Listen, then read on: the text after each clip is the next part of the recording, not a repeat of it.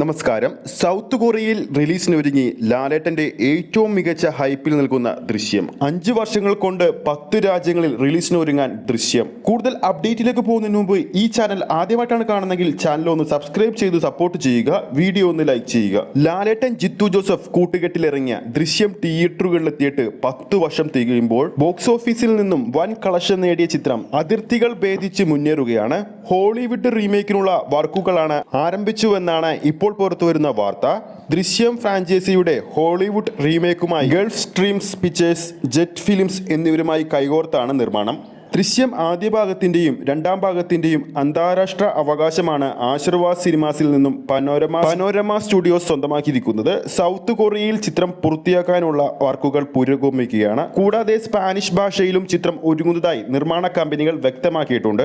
ഹോളിവുഡിലും Korean ഭാഷയിലും ഒരുക്കുന്നതിനു ശേഷം അടുത്ത 3-4 വർഷത്തിനുള്ളിൽ 10 രാജ്യങ്ങളിൽ കൂടി ദൃശ്യം ഒരുക്കുകയാണ് ലക്ഷ്യം എന്നാണ് പത്രക്കുറിപ്പിൽ പനോരമ സ്റ്റുഡിയോസ് വ്യക്തമാക്കുന്നത്. ലാലേട്ടനെ നായകനാക്കി ജിത്തു ജോസഫ് സംവിധാനം ചെയ്ത ക്രൈം ത്രില്ലർ 2013 റിലീസ് ചെയ്തത്. ചിത്രം വൻ വിജയമായതോടെ ഹിന്ദി, തമിഴ്, തെലുങ്കു, കന്നഡ, സിംഹള തുടങ്ങി ഒട്ടനവധി ഭാഷകളിലാണ് റിലീസ് ചെയ്തത്. ചിത്രത്തിന്റെ രണ്ടാം ഭാഗവും സൂപ്പർ ഹിറ്റ് ആയിരുന്നു. 2022 ദൃശ്യം 2 ഇറങ്ങിയത്.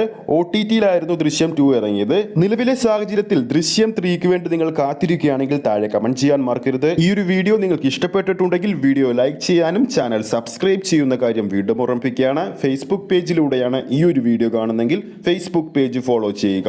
അടുത്തൊരു സിനിമ അപ്ഡേറ്റുമായി നമുക്ക് വീണ്ടും കാണാം.